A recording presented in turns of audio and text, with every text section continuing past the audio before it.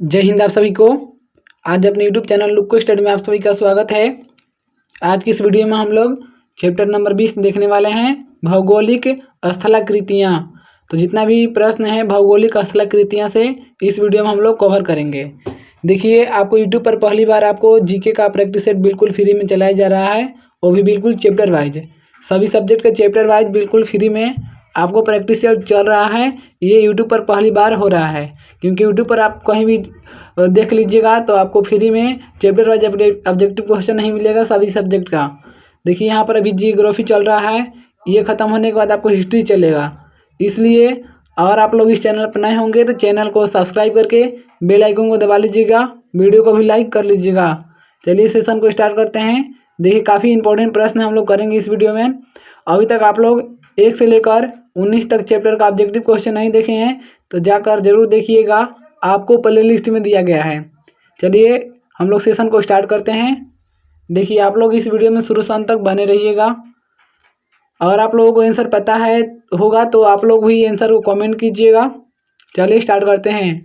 देखिए, सबसे पहला प्रश्न दिया है, जलोढ़ पंख कहाँ निर्मित होते हैं। तो जलोढ़ पंख कहाँ निर्मित होते हैं बताइए। तो जलोढ़ पंख पहाड़ी के तलीय क्षेत्र पर निर्मित होते हैं। राइट आंसर भी हो जाएगा, जलोढ़ पंख पहाड़ी के तलीय क्षेत्र पर निर्मित होते हैं। करेक्ट आंसर भी हो जाएगा। एक संकरी, गहरी तथा तीव्र ढाल युक्त किनारों वाली नदी घाटी को किस नाम से जाना जाता है बताइए। एक संकरी, गहरी तथा तीव्र ढाल युक्त किनारों वाली नदी घाटी को किस नाम से जाना जाता है। तो कैनियन, कैनियन के नाम से जानते हैं। राइट आंसर भी हो जाएगा, कैनियन। अपर्दन के सामान्य चक्र में पुनर्यौवन को दर्शाने वाली स्थलाकृति कौन सी है बताइए। अपर्दन के सामान्य चक्र में पुनर्यौवन को दर्शाने वाली स्थलाकृति कौन सी है। वो है आपका अधः कर्तित विसर्प। राइट आंसर ये हो जाएगा, अधः कर्तित विसर्प। करेक्ट आंसर ये हो जाएगा। नेक्स्ट क्वेश्चन देखिए, संप्रदाय मैदानों का निर्माण नदी की किस अवस्था में होता है। तो संप्रदाय मैदानों का निर्माण नदी की किस अवस्था में होता है। तो जीर्णावस्था में। राइट आंसर सी हो जाएगा, जीर्णावस्था में संप्रदाय मैदानों का निर्माण होता है नदी का। निम्नलिखित में से कौन नदी का निक्षेपात्मक स्थल रूप नहीं है बताइए। कौन नदी का निक्षेपात्मक स्थल रूप नहीं है। तो right answer option number C हो जाएगा, नदी विसर्प या मियांडर। नदी विसर्प या मियांडर ये आपका नदी का निक्षेपात्मक स्थल रूप नहीं है। राइट आंसर सी हो जाएगा। चाप झील तथा विसर्प नदी घाटी के किस भाग के लक्षण है बताइए। जो चाप झील है तथा विसर्प नदी घाटी के किस भाग के लक्षण है। तो आपका राइट आंसर हो जाएगा ऑप्शन नंबर बी, मध्य मार्ग के। मध्य मार्ग के लक्षण है। करेक्ट आंसर बी हो जाएगा। नेक्स्ट क्वेश्चन देखिए, नदी के उस ज्वारीय मुहाने को क्या कहा जाता है जहाँ मीठे, ताजे और खारे जल का सम्मिश्रण होता है बताइए। नदी के उस ज्वारीय मुहाने को क्या कहते हैं जहाँ पर मीठे, खारे, ताजे ये सब आपका जल एक सम्मिश्रित होता है, मतलब पूरा बराबर बराबर होता है, तो उसको गार्ज कहा जाता है। उसको ज्वार नदमुख कहा जाता है। यहाँ पर ऑप्शन नंबर बी हो जाएगा, उसको ज्वार नदमुख कहा जाता है। करेक्ट आंसर बी हो जाएगा। नेक्स्ट क्वेश्चन देखते हैं। अभी तक आप लोग वीडियो को लाइक और चैनल को सब्सक्राइब नहीं किए हैं तो चैनल को सब्सक्राइब करके वीडियो को लाइक कर लीजिएगा। देखिए, आपको यूट्यूब पर ये पहली बार चल रहा है सेशन, आप बिल्कुल फ्री में, और वो भी चैप्टर वाइज कराया जा रहा है। आपको चैप्टर वाइज कहीं यूट्यूब पर खोज लीजिएगा तो नहीं मिलेगा, इसलिए बोल रहे हैं कि इस चैनल से आप लोग जुड़ जाइएगा। 8 नंबर प्रश्न दिया है, नदी के उस मुहाने पर जहाँ से नदी समुद्र में गिरती है त्रिकोण रूप में जलोढ़ मिट्टी का भंडार कहलाता है बताइए। त्रिकोण रूप में जलोढ़ मिट्टी का भंडार क्या कहलाता है। तो डेल्टा कहलाता है। ऑप्शन नंबर ए हो जाएगा, डेल्टा कहलाता है। भी आकार की घाटी किससे बनती है। तो भी आकार की घाटी किससे बनती है बताइए। नदी से। ऑप्शन नंबर सी हो जाएगा, भी आकार की घाटी नदी से बनती है। करेक्ट आंसर ऑप्शन नंबर यहाँ पर आपको सी हो जाएगा। नेक्स्ट क्वेश्चन देखते हैं।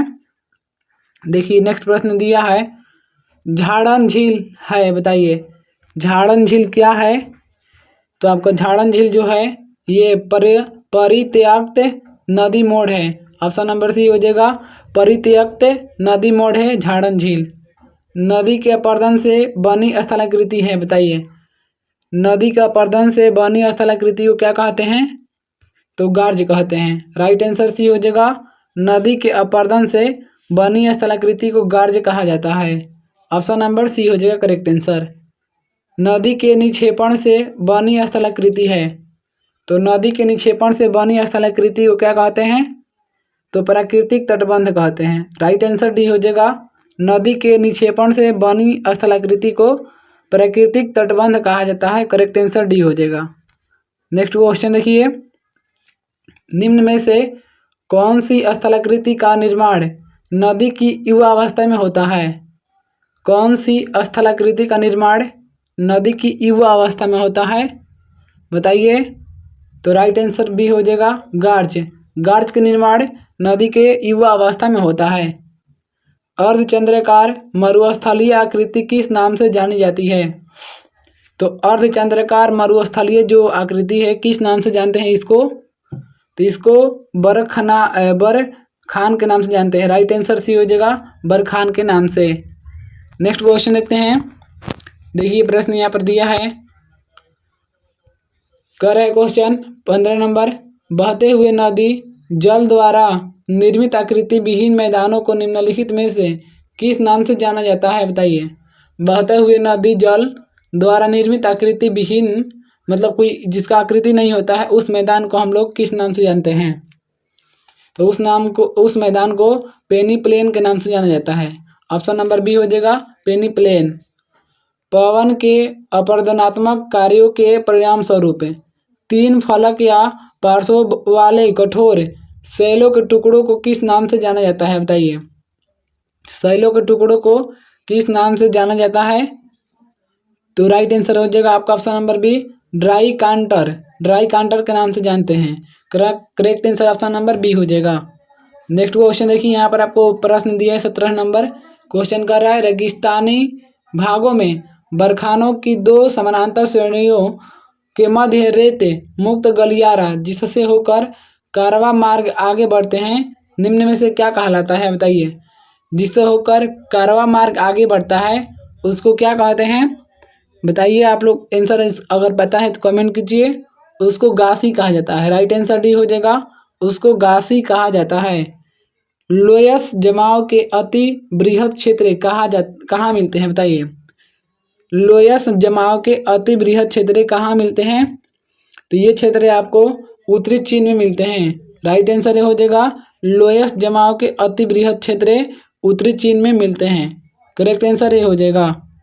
नेक्स्ट क्वेश्चन देखिए, प्रश्न दिया है, मरुस्थलीय क्षेत्रों से पवन द्वारा उड़ाई गई रेत की बड़ी मात्रा के निक्षेपण से निर्मित स्थल रूप को क्या कहा जाता है, जिसका नामकरण फ्रांस के अल्सस प्रांत में स्थित एक ग्राम के नाम पर किया गया है, बताइए उसको क्या कहते हैं। तो उसको लोयस कहा जाता है। राइट आंसर डी हो जाएगा, उसको लोयस कहा जाता है। मरुस्थलीय भागों में असामयिक वर्षा से बनी अल्पकालिक झीलों के सूख जाने पर सिल्ट एवं नमक के निक्षेपण से बनी समतल स्थलाकृति को क्या कहते हैं, बताइए। बनी समतल स्थलाकृति को क्या कहते हैं। तो समतल स्थलाकृति को प्याला कहा जाता है। राइट आंसर डी हो जाएगा, प्याला। नेक्स्ट क्वेश्चन देखिए, प्रश्न दिया है, लोयस का निर्माण किससे होता है। लोयस का निर्माण किससे होता है, बताइए। तो लोयस का निर्माण होता है आपको पवन से। राइट आंसर बी हो जाएगा, लोयस का निर्माण पवन से होता है। चंद्राकार बालू के टीलों को क्या कहते हैं, बताइए। ऑप्शन क्वेश्चन है, चंद्राकार बालू के टीलों को क्या कहते हैं। तो बालू के टीले को बरखान कहते हैं। राइट आंसर ये हो जाएगा, बालू के टीलों को बरखान कहा जाता है। अपर्दन के किस कारक द्वारा बरखान का निर्माण होता है, बताइए। अपर्दन के किस कारक द्वारा बरखान का निर्माण होता है। तो बरखान का निर्माण होता है आपका पवन के द्वारा। राइट आंसर भी हो जाएगा, पवन के द्वारा बरखान का निर्माण होता है। नेक्स्ट क्वेश्चन देखिए, अपर्दन के किस कारक द्वारा जीवजैन का निर्माण होता है?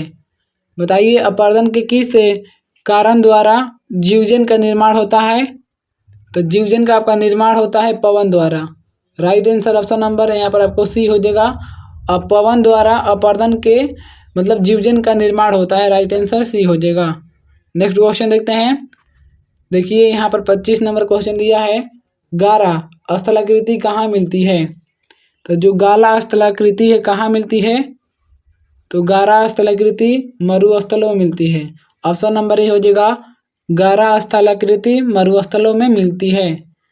गारा या छत्रक शिला का निर्माण किस दूत यानी कारक द्वारा होता है? बताइए, गारा या छत्रक शिला का निर्माण किस दूत यानी कारक के द्वारा होता है? तो right answer option number C हो जाएगा, पवन द्वारा होता है, पवन के द्वारा। सीफ का निर्माण किससे होता है? तो सीफ का निर्माण किससे होता है? तो सीफ का निर्माण पवन से होता है। ऑप्शन नंबर ए हो जाएगा करेक्ट आंसर, सीफ का निर्माण पवन से होता है। नेक्स्ट क्वेश्चन देखिए, रेगिस्तानी क्षेत्रों में पर्वतों से घिरी बेसिन जिसमें चारों ओर से छोटी छोटी नदियां गिरती है, निम्न में से किस नाम से जानी जाती है? बताइए, जो चारों तरफ से छोटी छोटी नदियां गिरती है उसको कौन सा नाम से जानते हैं? तो उसको बालसन के नाम से जाना जाता है। राइट आंसर ऑप्शन नंबर यहाँ पर आपको सी हो जाएगा। यहाँ पर आपको ऑप्शन नंबर सी हो जाएगा, बालसन के नाम से जाना जाता है। करेक्ट आंसर सी हो जाएगा, बालसन। अफ्रीका के सहारा क्षेत्र में धूल दावन के नाम से निम्न में से कौन जाना जाता है? बताइए, अफ्रीका के सहारा क्षेत्र में धूल दानव के नाम से निम्न में से कौन सा मतलब कौन जाना जाता है? तो राइट आंसर यहाँ पर आपको हो जाएगा ऑप्शन नंबर ए, बालूका स्तूप का खिसकाव जाना जाता है। बालूका स्तूप का खिसकाव के नाम से जाना जाता है। राइट आंसर ए हो जाएगा। नेक्स्ट क्वेश्चन देखिए आपको ये सभी एग्जामों के लिए काफ़ी इंपॉर्टेंट सेशन है। आपको ये सब हर एग्जाम में आपको पता होना चाहिए कि हर एग्जाम में जीके क्वेश्चन आता है और जीके का बहुत महत्व है। आपको जीके प्रश्न सभी एग्जामों में पूछा जाता है, इसलिए आप लोग यहाँ से 100% जीके की तैयारी कीजिए बिल्कुल फ्री में। आपको एक भी पैसा नहीं लगेगा, 100% कंप्लीट आपको जीके का तैयारी यहाँ पर कराया जा रहा है। डेली आप लोग इससे जुड़िए और जितना आपको क्वेश्चन कराया जा रहा है उसको 2-3 बार रिपीट भी कीजिए। ड्रामालिन क्या है? बताइए, ड्रामालिन क्या है? तो ड्रामालिन आप बताइए क्या है? तो ड्रामालिन आपका एक प्रकार का अंडाकार पर्वत है। ऑप्शन नंबर बी हो जाएगा, ड्रामालिन अंडाकार पर्वत है। अंडों की टोकरी स्थलाकृति निम्न में से किससे संबंधित है? बताइए, अंडों की टोकरी स्थलाकृति निम्न में से किससे संबंधित है? तो निम्न में से आपका संबंधित है ड्रामालिन से। राइट आंसर सी हो जाएगा। अंडों की जो टोकरी स्थलाकृति है ये निम्न में से किससे संबंधित है? तो ड्रामालिन से। ऑप्शन नंबर सी हो जाएगा राइट आंसर। भेड़ पीठ शैल या रौ से मुटोने का निर्माण निम्न में से किस प्रक्रम द्वारा किया जाता है? बताइए, भेड़ पीठ शैल या रौ से मुटेने का निर्माण निम्न में से किस प्रक्रम द्वारा किया जाता है? तो किस प्रक्रम के द्वारा किया जाता है? हिमनद के द्वारा। ऑप्शन नंबर सी हो जाएगा, हिमनद के द्वारा किया जाता है। नेक्स्ट क्वेश्चन देखते हैं। देखिए नेक्स्ट क्वेश्चन दिया है, भेड़ पीठ शैल या रोशन मुटोने का निर्माण हिमानी की किस प्रक्रिया द्वारा होता है? बताइए, हिमानी की किस क्रिया द्वारा होता है? तो हिमानी का आपका अपर्दन के द्वारा होता है। ऑप्शन नंबर ए हो जाएगा, अपर्दन के द्वारा होता है। नेक्स्ट क्वेश्चन देखिए, नेक्स्ट क्वेश्चन दिया है, यू आकार की घाटी कहाँ पाई जाती है? बताइए, यू आकार की घाटी कहाँ पाई जाती है? तो ये हिमानी क्षेत्र में पाई जाती है। ऑप्शन नंबर ए हो जाएगा, यू आकार की घाटी हिमानी क्षेत्र में पाई जाती है। मोरेन कहाँ बनते हैं? बताइए, मोरेन कहाँ बनते हैं? तो मोरेन आपका हिमानी क्षेत्र में बनते हैं। ऑप्शन नंबर डी हो जाएगा, जो मोरेन है ये आपका हिमानी क्षेत्र में बनते हैं। 36 नंबर प्रश्न दिया है, हिमखंड ग्लेशियर के पिंड होते हैं जिनका भार बताइए क्या होता है? हिमखंड ग्लेशियर के पिंड होते हैं जिनका भार बताइए क्या होता है? तो जिनका भार समुद्र तल से ऊपर होता है। ऑप्शन नंबर ए हो जाएगा, जिनका भार समुद्र तल से ऊपर होता है। करेक्ट आंसर ये हो जाएगा। नेक्स्ट क्वेश्चन देखिए, लटकती घाटियाँ कहाँ पाई जाती है, बताइए। लटकती घाटियाँ कहाँ पाई जाती है? तो लटकती घाटियाँ आपका हिमानी क्षेत्र में पाई जाती है। राइट आंसर डी हो जाएगा, लटकती घाटियाँ हिमानी क्षेत्र में पाई जाती है। ड्रमलिन के बारे में क्या सत्य है, बताइए। ड्रमलिन के बारे में क्या सत्य है? तो हिमानी क्षेत्रों की उल्टी नाव के आकार की स्थलाकृति, ये सत्य है। ऑप्शन नंबर बी हो जाएगा, ड्रमलिन के बारे में क्या सत्य है? तो हिमानी क्षेत्रों की उल्टी नाव के आकार की स्थलाकृति। करेक्ट आंसर ए हो जाए, बी हो जाएगा यहाँ पर आपको।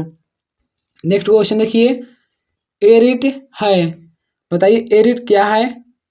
39 नंबर प्रश्न दिया है कि एरिट क्या है। तो एरिट आपका हिमानी प्रदेश में कंघी नुमा तेज किनारे वाला नग्न चट्टानों की दीवार है। हिमानी प्रदेश में कंघी नुमा तेज किनारे वाली नग्न चट्टानों की दीवार है। ऑप्शन नंबर सी हो जाएगा।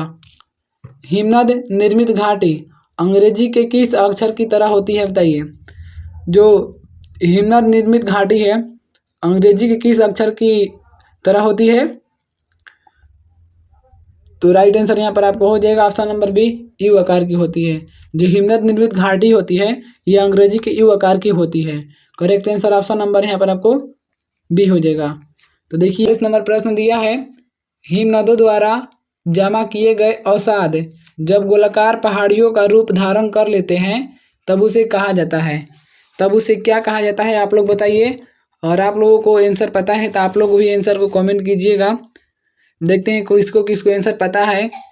देखिए तो इसका राइट आंसर हो जाएगा ऑप्शन नंबर बी, ड्रमलिन कहा जाता है। ड्रमलिन यानी कि हिमनदों द्वारा जमा किए गए अवसाद जब गोलाकार पहाड़ियों का रूप धारण कर लेते हैं तब उसे ड्रमलिन कहा जाता है। राइट आंसर बी हो जाएगा। टोम्बलो स्थलाकृति का निर्माण किस प्रक्रम द्वारा होता है? तो टोम्बलो स्थलाकृति का निर्माण किस प्रक्रम द्वारा होता है?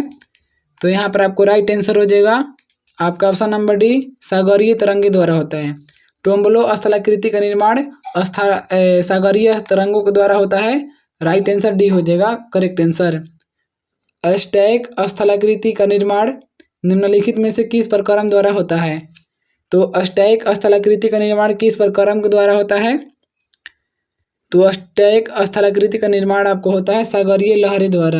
राइट आंसर सी हो जाएगा, सागरीय लहरें द्वारा अष्टैक स्थलाकृति का निर्माण होता है। राइट आंसर सी हो जाएगा। नेक्स्ट क्वेश्चन देखते हैं। देखिए हम लोग काफ़ी आसानी से बिल्कुल धीरे धीरे करके हम लोग बहुत दूर पहुंच चुके हैं जीके में, इसलिए आप लोग अभी भी इस चैनल से जुड़ जाइएगा ताकि आपका जीके जो है स्ट्रांग हो सके।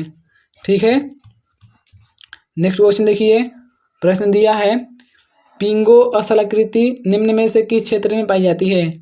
तो जो पिंगो स्थलाकृति है किस क्षेत्र में पाई जाती है बताइए आप लोग। जो पिंगो स्थलाकृति आपका परिहिमानी क्षेत्र में पाई जाती है। ऑप्शन नंबर सी हो जाएगा कि जो यहाँ पर पिंगो स्थलाकृति है आपका परिहिमानी क्षेत्र में पाई जाती है। ऑप्शन नंबर सी हो जाएगा। फियोर्ड किस प्रक्रम से निर्मित होता है? तो जो फियोर्ड है आपका किस प्रक्रम से निर्मित होता है? तो समुद्री तरंग से। ऑप्शन नंबर सी हो जाएगा, फियोर्ड किस प्रक्रम से निर्मित होता है? समुद्री तरंग से निर्मित होता है। करेक्ट आंसर सी हो जाएगा। कास्ट प्रदेश निम्नलिखित में से किस देश में स्थित है? तो जो कास्ट प्रदेश है निम्नलिखित में से किस देश में स्थित है? तो राइट आंसर डी हो जाएगा, यूगोस्लाविया में स्थित है आपका कास्ट प्रदेश। लैपिज किस क्षेत्र से संबंधित स्थलाकृति है? लैपिज किस क्षेत्र से संबंधित स्थलाकृति है? तो कास्ट से। ऑप्शन नंबर डी हो जाएगा, लैपिज जो है ये आपका कास्ट से संबंधित स्थलाकृति है। करेक्ट आंसर सी डी हो जाएगा।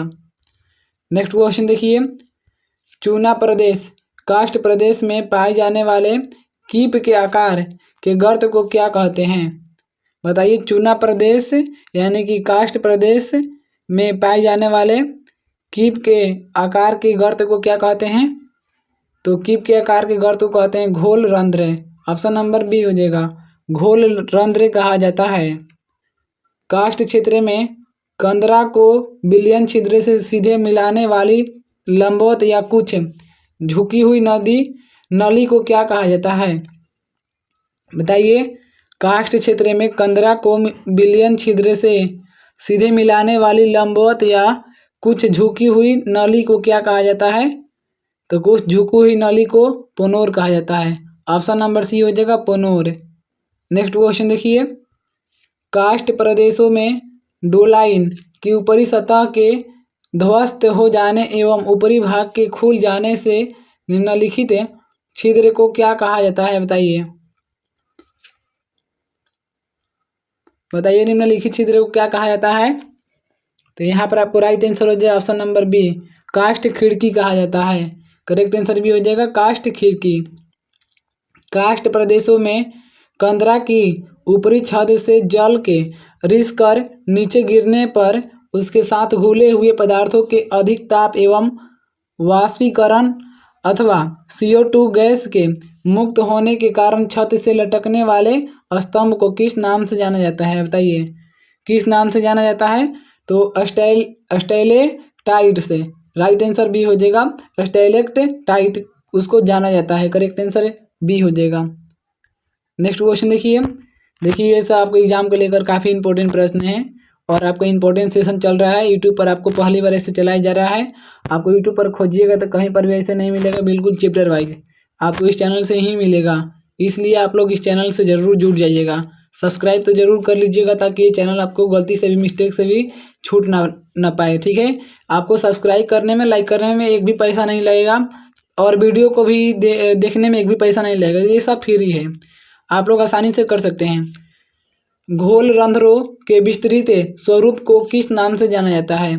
तो घोल रंध्रों के विस्तृत स्वरूप को किस नाम से जानते हैं? तो घोल रंध्रों को विस्तृत स्वरूप को हम लोग डोलाइन के नाम से जानते हैं। ऑप्शन नंबर ए हो जाएगा, डोलाइन के नाम से जानते हैं। निम्नलिखित में से कौन काष्ठ स्थलाकृति के अंतर्गत नहीं आता है? तो कौन काष्ठ स्थलाकृति के अंतर्गत नहीं आता है? बताइए। तो कैटल हॉल ये आपका काष्ठ स्थलाकृति के अंतर्गत नहीं आता है। राइट आंसर डी हो जाएगा।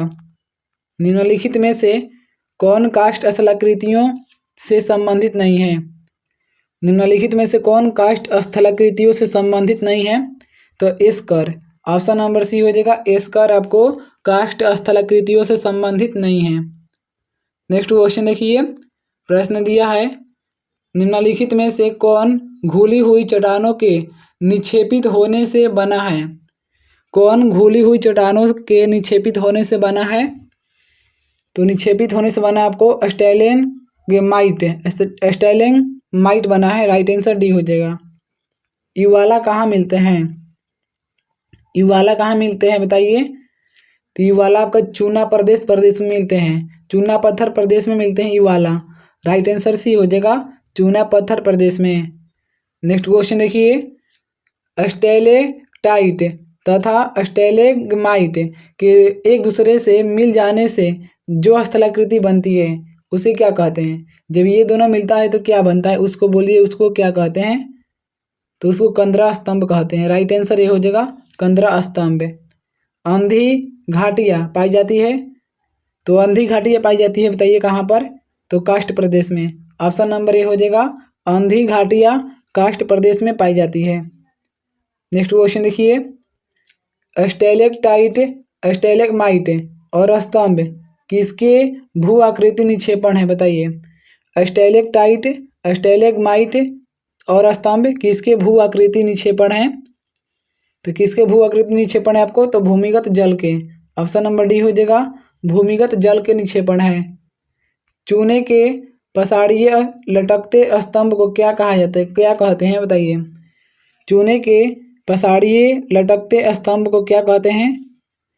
तो उसको कहा जाता है आपको आश्चुताश में। Right answer option number A हो जाएगा, आश्चुताश में कहते हैं उसको, चूने के पसाड़िए लटकते स्तंभ को। राइट आंसर ये हो जाएगा। निम्नलिखित में से किसको आकाशीय स्तंभ कहा जाता है? बताइए, किसको आकाशीय स्तंभ कहा जाता है? तो स्टैलेक्टाइट को। राइट आंसर ये हो जाएगा, स्टैलेक्टाइट को आपको आकाशीय स्तंभ कहा जाता है। नेक्स्ट क्वेश्चन देखिए, प्रश्न दिया है अभी तक आप लोग वीडियो को लाइक नहीं किए तो वीडियो को लाइक कर दीजिएगा, ताकि ये बहुत सारे लड़कों के पास पहुंच सके। देखिए आप लोग चाहेंगे तो भी ये वीडियो लाइक वायरल हो पाएगा। अगर आप लोग एक लाइक करते हैं तो ये वीडियो बहुत ज़्यादा लड़कों के पास पहुंच पाएगा। तो आपको एक लाइक से बहुत लोगों का जीवन बन सकता है, इसलिए आप लोग लाइक कर दीजिए कीजिए। आपको लाइक करने में भी एक भी पैसा नहीं देना है, आपको बिल्कुल बिल्कुल ये सब फ्री है। आप लोग ये सब आसानी से कर सकते हैं। किसी का मेहनत लगता है ये वीडियो बनाने में, आप लोग मेहनत का कुछ तो कीजिए, समझिए। अंग्रेजी का गीजर शब्द आइसलैंड के किस शब्द से निकला है बताइए। अंग्रेजी का गीजर शब्द जो है आइसलैंड के किस शब्द से निकला है। तो यहाँ पर आपको राइट आंसर हो जाएगा, बताइए कौन सा होगा। ऑप्शन नंबर बी हो जाएगा ग्लेशियर। जो अंग्रेजी का गीजर है आपका ग्लेशियर शब्द से बना है। ग्लेशियर किस द्वीप का महान गीजर है बताइए। ग्लेशियर किस द्वीप का महान गीजर है। तो यहाँ पर आपको राइट आंसर हो जाएगा ऑप्शन नंबर सी आइसलैंड का। करेक्ट आंसर सी हो जाएगा, आइसलैंड का महान गीजर है। नेक्स्ट क्वेश्चन देखिए, प्रश्न दिया है येलोस्टोन पार्क जहाँ लगभग 100 गीजर और 4000 गर्म जल के झरने हैं, निम्नलिखित में से किस देश में स्थित है बताइए। ये येलोस्टोन पार्क कहाँ पर है जहाँ पर 100 गीजर और 4000 गर्म जल के झरने हैं। आपको बताना ये कौन सा देश में है। तो ये सारा अमेरिका में है, सारा मतलब अमेरिका। राइट आंसर भी हो जाएगा। ओल्ड फेथफुल गीजर किस देश में स्थित है। तो ओल्ड फेथफुल गीजर जो है ये किस देश में स्थित है। तो ये आपका स्थित है सारा अमेरिका में। ऑप्शन नंबर ए हो जाएगा सारा अमेरिका। करेक्ट आंसर सी हो जाएगा यहाँ पर आपको। नेक्स्ट क्वेश्चन देखिए, जिस कुएं में से जल स्वचालित दाब के माध्यम से निकलता है उसे क्या कहते हैं। तो जिस कुएं में से जल स्वचालित दाब के माध्यम से निकलता है उसे क्या कहते हैं। तो उसे कहा जाता है उस्तृत कूप। ऑप्शन नंबर डी हो जाएगा, उसे उस्तृत कूप कहा जाता है। निम्न में से कौन सा गीजर भारत के बिहार प्रांत में स्थित है। बताइए कौन सा गीजर भारत के बिहार प्रांत में स्थित है। तो सीताकुंड। ऑप्शन नंबर डी हो जाएगा, जो सीताकुंड है ये आपके भारत के बिहार प्रांत में स्थित है सीताकुंड। और ये कहाँ है, कौन सा जिला में, आप लोग कमेंट जरूर कीजिएगा सीताकुंड कौन सा जिला में है। ठीक है, नेक्स्ट क्वेश्चन देखिए, उस विशिष्ट कुएं को क्या कहते हैं जिससे भूमिगत जल अपने दबाव के कारण स्वतः धरातल पर निकलते हैं। बताइए निकलने लगता है। उस विशिष्ट कुएं को क्या कहते हैं जिससे भूमिगत जो जल है अपने दबाव के कारण स्वतः मतलब स्वयं धरातल पर निकलने लगता है। तो उसको क्या कहा जाता है। तो उसको उत्स्रुत कूप कहते हैं, उत्स्रुत कूप। राइट आंसर सी हो जाएगा। आर्टेजियन वेल जिसको बोलते हैं उत्स्रुत कूप अर्टवायज प्रदेश के नाम पर आधारित है। यह प्रदेश किस देश में स्थित है। तो यह प्रदेश आपका किस देश में है। तो ऑस्ट्रेलिया में। ऑप्शन नंबर सी डी हो जाएगा, यह जो है आपको ऑस्ट्रेलिया में स्थित है उत्स्रुत कूप। राइट आंसर हो जाएगा option number D. Next question देखिए, ग्रेट आर्टेजियन बेसिन निम्न में से कहाँ स्थित है। तो ग्रेट आर्टेजियन बेसिन कहाँ स्थित है बताइए, कौन सा देश में स्थित है। तो ये आपका है ऑस्ट्रेलिया में। ऑप्शन नंबर सी हो जाएगा ऑस्ट्रेलिया। संसार का सबसे बड़ा पताली जल का बेसिन है बताइए। संसार का सबसे बड़ा पताली जल का बेसिन क्या है। तो संसार का सबसे बड़ा पताली जल का जो बेसिन है उसका नाम है ऑस्ट्रेलिया के बृहत बेसिन में। ऑप्शन नंबर डी हो जाएगा, ऑस्ट्रेलिया के बृहत बेसिन में। जल निर्गम छिद्र किस प्रकार की स्थलाकृति में पाए जाते हैं। तो जल निर्गम छिद्र किस प्रकार के स्थलाकृति में पाए जाते हैं बताइए। तो ये आपका चूना क्षेत्र में पाए जाते हैं। ऑप्शन नंबर बी हो जाएगा चूना क्षेत्र में। नेक्स्ट क्वेश्चन देखिए, हवा के तेज वेग से बने रेतीले टीलों को क्या कहते हैं। हवा के तेज रेत से बने रेतीले टीले को क्या कहते हैं। तो बने रेतीले टीले को ड्यून कहते हैं। हवा के तेज वेग से जो रेतीले टीले बनता है उसको ड्यून कहते हैं। राइट आंसर डी हो जाएगा। ज्वालामुखीय गतिविधियों से किस प्रकार की झील बनती है। तो ज्वालामुखीय ये गतिविधियों से किस प्रकार की झील बनती है। तो कालडेरा झील। ऑप्शन नंबर ए हो जाएगा, कालडेरा झील बनती है ज्वालामुखीय गतिविधियों के झील से, ठीक है। तो कालडेरा झील बनती है, ऑप्शन नंबर ए हो जाएगा। आप लोग देख रहे हैं ये हर एग्जाम में पूछा हुआ प्रश्न है। संयुक्त राज्य अमेरिका की डेथ वैली अवस्थित है। संयुक्त राज्य अमेरिका की डेथ वैली अवस्थित है, बताइए कहाँ पर अवस्थित है। तो संयुक्त राज्य अमेरिका की डेथ वैली अवस्थित है आपका कैलिफोर्निया में, ऑप्शन नंबर बी हो जाएगा, कैलिफोर्निया में। समुद्र में बहिर्विष्ट भूमि कहाँ कहलाती है। समुद्र में बहिर्विष्ट भूमि क्या कहलाती है, तो उसको प्रायद्वीप कहते हैं, ऑप्शन नंबर डी हो जाएगा, उसको प्रायद्वीप कहा जाता है। नेक्स्ट क्वेश्चन देखिए, निम्नलिखित मैदानों में से कौन सा एक चूना पत्थर स्थलाकृति से संबंधित है। बताइए निम्नलिखित मैदानों में से कौन सा एक चूना पत्थर स्थलाकृति से संबंधित है, तो उसको बोलते हैं कास्ट मैदान, ऑप्शन नंबर सी हो जाएगा। कास्ट मैदान जो है ये चूना पत्थर स्थलाकृति से संबंधित है, कास्ट मैदान। ऐसे आधे घिरे हुए तटीय जल समूह का जिसका खुले समुद्र से निर्बाध जल प्रवाह हो क्या कहते हैं उसको, बताइए। ऐसे आधे घिरे हुए तटीय जल समूह का जिसका खुले समुद्र से निर्बाध जल प्रवाह हो क्या कहते हैं उसको, तो उसको कहा जाता है नदीमुख, ऑप्शन नंबर ए हो जाएगा, उसको नदीमुख कहा जाता है। नेक्स्ट क्वेश्चन देखिए, अंडकरंड स्थलाकृति निम्नलिखित में से किससे संबंधित है। तो अंडकरंड स्थलाकृति किससे संबंधित है, तो ये ड्रमलीन से संबंधित है, ऑप्शन नंबर ए हो जाएगा। अंडकरंड स्थलाकृति आपका ड्रमलीन से संबंधित है। निम्नलिखित में से कौन सी नदी ये भू आकृति नहीं है, बताइए कौन सी नदी ये भू आकृति नहीं है, तो सर्क जो है ये भू आकृति नहीं है, जबकि महाखंड, गुफित, ये गंभीर खंड, ये सब के सब भू आकृति है, सर्क भू आकृति नहीं है। राइट आंसर ए हो जाएगा। देखिए सीडीएस में पूछा हुआ है, ये एनडीए में पूछा हुआ है, ये सब बड़ा बड़ा लेवल एग्जाम में पूछा हुआ प्रश्न है। यदि आप मोरेन एस्कर और आउटवॉश प्लेन मैदान देखना चाहते हैं तो आपको निम्नलिखित में से किस संघ राज्य क्षेत्र की यात्रा करनी होगी, बताइए। आपको किसकी यात्रा करनी होगी, तो लद्दाख के। लद्दाख में बहुत अच्छे अच्छे मैदान हैं, आप वहाँ पर अच्छे अच्छे पूरा पार्क है, आप लोग अच्छे तरीके से घूम सकते हैं वहाँ पर, तो लद्दाख में, ऑप्शन नंबर डी हो जाएगा। नेक्स्ट क्वेश्चन देखिए, प्रश्न दिया है, जब रेत के कण बहुत महीन और हल्के होते हैं तो हवा इसे बहुत लंबी दूरी तक ले जा सकती है। जब ऐसी रेत बड़े क्षेत्र में जम जाती है तो इसे कहा जाता है। जब ऐसे जो रेत है बड़े क्षेत्र में जम जाती है तो उसको क्या कहते हैं, तो उसको लोयस कहते हैं, ऑप्शन नंबर ए हो जाएगा, उसको लोयस कहा जाता है। नेक्स्ट प्रश्न देखते हैं, जब नदी मैदानी क्षेत्र में प्रवेश करती है तो वह मोड़दार मार्ग पर बहने लगती है। नदी के इन्हीं बड़े मोड़ों को क्या कहते हैं, बताइए। वो जब नदी जो है मैदानी क्षेत्र में प्रवेश करती है तो टेढ़ी मेढ़ी पथ गमन करने लगती है, उसको क्या कहते हैं, तो उसको विसर्प कहा जाते हैं, विसर्प। Right answer option number D हो जाएगा। देखिए ये वीडियो यहीं तक समाप्त हुआ। आप लोग कमेंट में ज़रूर बताइएगा कि आप लोग कहाँ से हैं, आप लोग कौन से राज्य से ये वीडियो को देख रहे हैं, ताकि हम भी जानें कि ये वीडियो कहाँ कहाँ तक पहुँच रहा है, कितने भाइयों के पास पहुँच रहा है। ठीक है, आप लोग कमेंट में ज़रूर बताइएगा। देखिए ये वीडियो यहीं तक समाप्त हुआ।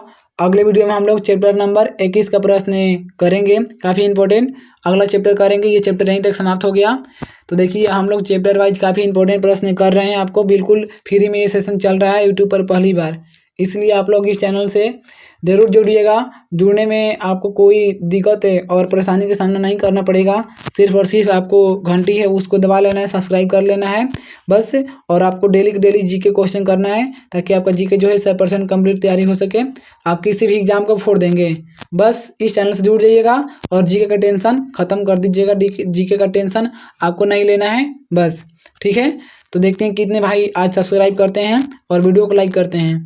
चलिए वीडियो यहीं तक समाप्त होता है। आप सभी को वीडियो देखने के लिए बहुत बहुत धन्यवाद। नेक्स्ट वीडियो में मिलते हैं।